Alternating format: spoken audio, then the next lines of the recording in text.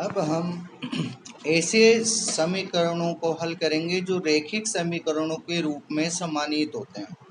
ये बर्नौली समीकरण है। dy by D x is equal to P Y is equal to Q dot Y to the power N. यहाँ पर देखिए समीकरण एक में y टू द पावर जो n है वो एक्स्ट्रा है।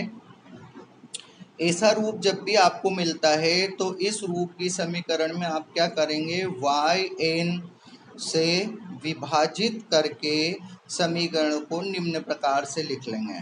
तो y समीकरण एक को अपन y to the power n से विभाजित किया है, तो y की पावर माइनस एन, जिसे हम 1 upon Y to the power n भी लिख सकते हैं, dy by D X P Y N minus N plus one. Minus N plus one कहाँ से आया, तो ये पी वाई लिखा हुआ, तो एक वाई की पावर तो यहाँ पर दी हुई है और माइनस वाई से अपन ने इसको मल्टीप्लाई किया। या तो आप ऐसे बोल दीजिए माइनस वाई से Y to the power minus N से मल्टीप्लाई किया, या फिर ये बोल दीजिए Y to the power N से डिवाइड किया।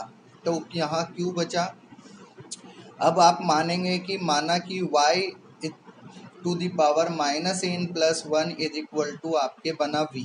तो जैसे ये v बनता है तो आपकी समीकरण बनती है minus N plus one Y is the power minus N D Y by D x is equal to D V by D x.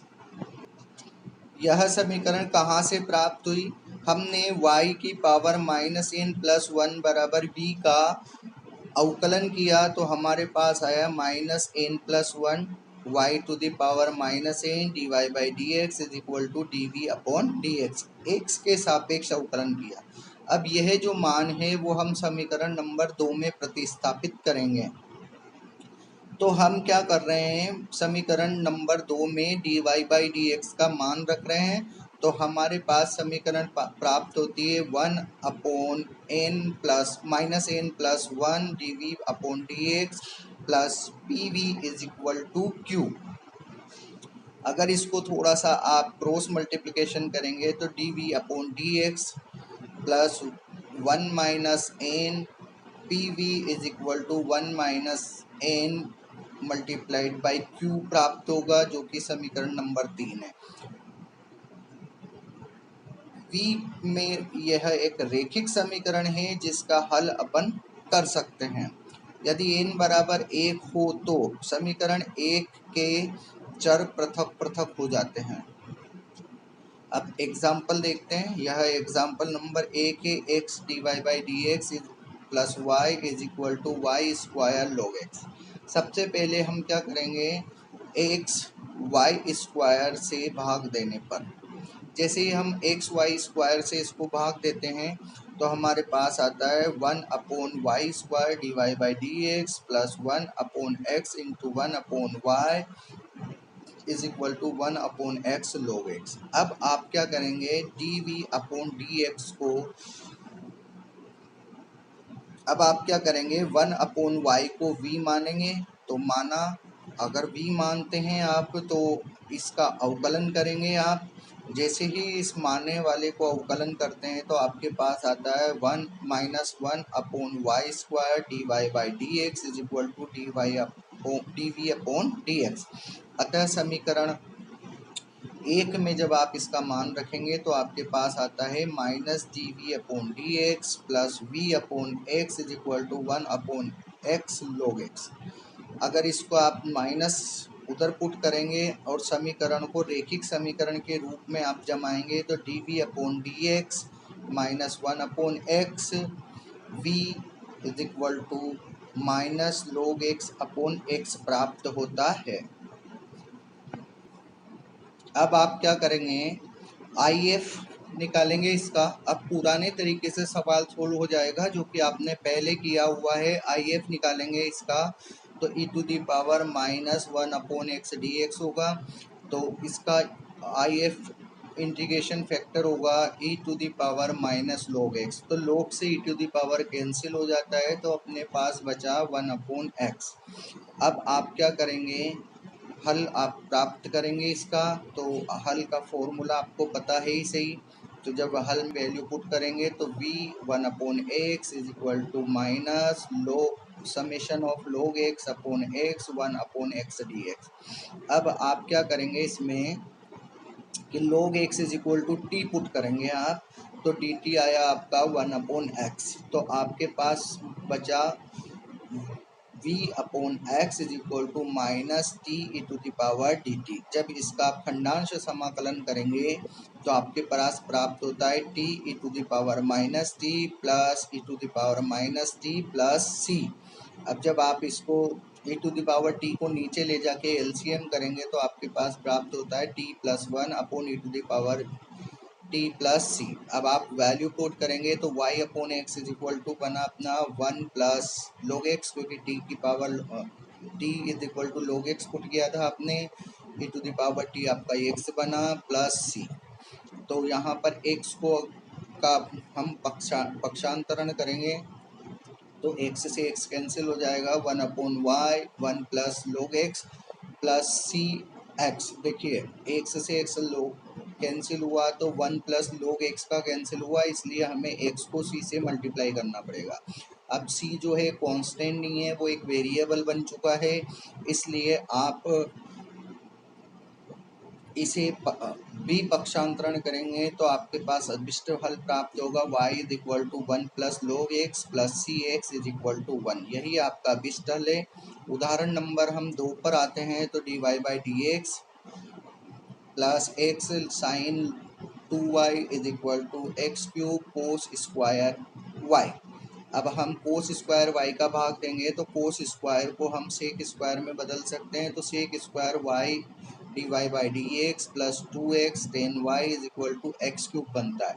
अब आप टेन वाई को क्या मानेंगे, v मानेंगे, तो आप tan y is equal to v का आप अवकलन करेंगे तो sec square y d Y by D x is equal to D v upon d x बनेगा।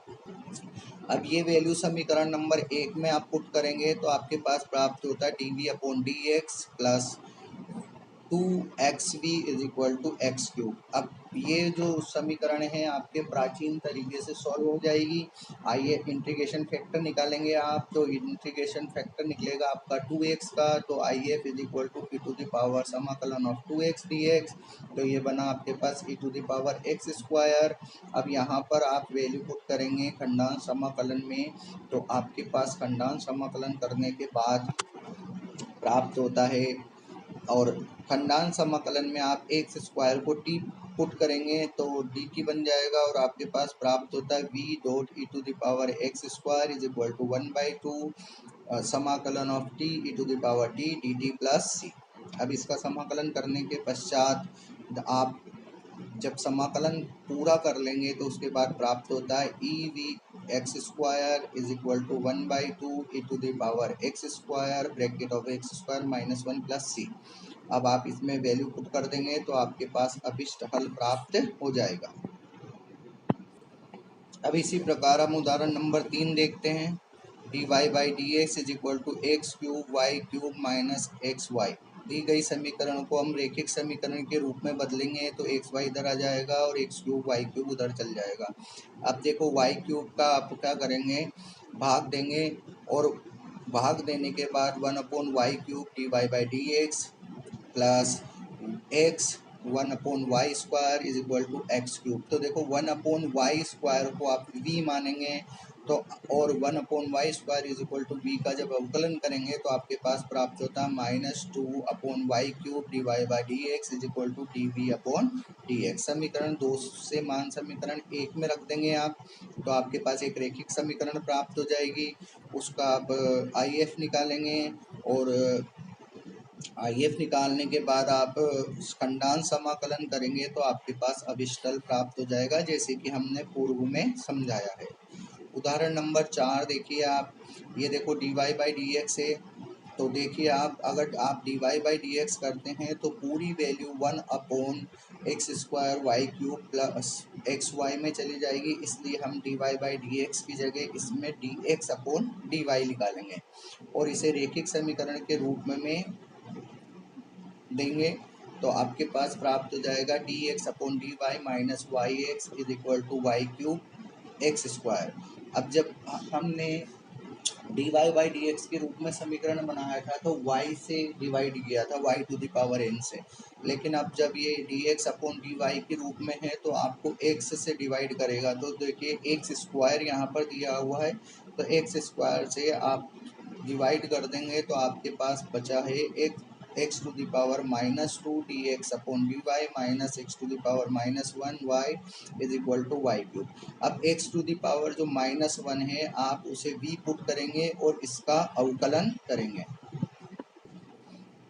अब आप जब अवकलन करते हैं तो आपके पास प्राप्त होता है माइनस एक्स की power -2 d x upon d y d v upon d y. अब समीकरण 2 में इस वैल्यू को पुट करेंगे, आप रैखिक समीकरण के रूप में इसको परिवर्तित कर देंगे। अब आई एफ अगर आप प्राप्त करते हैं तो आपके पास प्राप्त होता है e to the power y square upon 2। अब इसका आप वैल्यू पुट करेंगे और वैल्यू पुट करके आप खंडांश समाकलन करेंगे तो आपका आंसर आ जाएगा और आपको v का मान पुनः प्रतिस्थापित करना पड़ेगा। इसी प्रकार से आप उदाहरण नंबर 5 को करेंगे, वाई स्क्वायर से डिवाइड करेंगे और y टू द पावर -1 को v मानेंगे, उसका अवकलन करेंगे। अवकलन करके आप वैल्यू पुट करेंगे। वैल्यू पुट करने के बाद आपके पास प्राप्त होता है d upon d x plus 10x multiplied by v is equal to sec x. अब ये देखिए ये आपका रैखिक समीकरण है, तो आपके पास इंटीग्रेशन फैक्टर होगा e to the power 10x dx। अवकलन करेंगे, इसका अवकलन करने के बाद आप वैल्यू पुट करेंगे और v की वैल्यू पुट करेंगे तो आपके पास आंसर आ जाएगा। ऐसे ही आपके पास उदाहरण नंबर 6 है, आप ध्यान से देखें। सबसे पहले आप y to the power n से भाग देंगे और एक कम घात आप मानेंगे तो y is equal to 1 minus n हुआ। v माना, उसका अवकलन किया, समीकरण 1 में मान रखा, उसके बाद आपने रैखिक समीकरण बनाया। रैखिक समीकरण बनाने के बाद इंटीग्रेशन फैक्टर निकाला। इंटीग्रेशन फैक्टर निकालने के बाद आपने 1 माइनस एन साइन एक्स को टी पुट किया तो कोस आ गया आपके पास। अब आप खंडांश समाकलन करेंगे, खंडांश समाकलन करने के बाद वैल्यू पुट करेंगे तो आपके पास आंसर प्राप्त हो जाएगा। तो फ्रेंड्स ये बहुत इजी क्वेश्चन है, एक ही दो टाइप के क्वेश्चन है, या तो d Y by D x रहेगा या d x upon d y रहेगा। और ये एक ऐसी समीकरण रहेंगी जो रैखिक समीकरण के रूप में परिवर्तित हो जाएंगी, लेकिन एक वेरिएबल का फर्क होगा तो आप उससे डिवाइड करके रैखिक समीकरण के रूप में इसको परिवर्तित कर लेंगे। देखिए रैखिक समीकरण में परिवर्तित करने के बाद आप इसको इंटीग्रेशन फैक्टर प्राप्त करेंगे और इंटीग्रेशन फैक्टर प्राप्त करने के बाद आप उसका अवकलन करें समाकलन करेंगे और समाकलन करने के बाद v की वैल्यू पुट करेंगे तो आपका आंसर आ जाएगा। इसी प्रकार से आप एक्सरसाइज नंबर 2 ई को सॉल्व कर सकते हैं। इस एक्सरसाइज में आपके 10 सवाल दिए हैं, सेम इसी तरीके के। अगर आपको एक्सरसाइज के क्वेश्चन भी समझना है और आगे के एग्जाम्पल की वीडियो भी देखनी है तो विनर्स क्लास एकेडमी के चैनल को सब्सक्राइब करें, लाइक करें और शेयर करें। इसी प्रकार की वीडियो आपको आगे भी प्राप्त होती जाएगी। एक्सरसाइज के वीडियो प्राप्त करने के लिए हमारे पेड चैनल को आपको ज्वाइन करना पड़ेगा। इसके लिए आप 9413475138 पे कॉल कर सकते हैं। Thank you.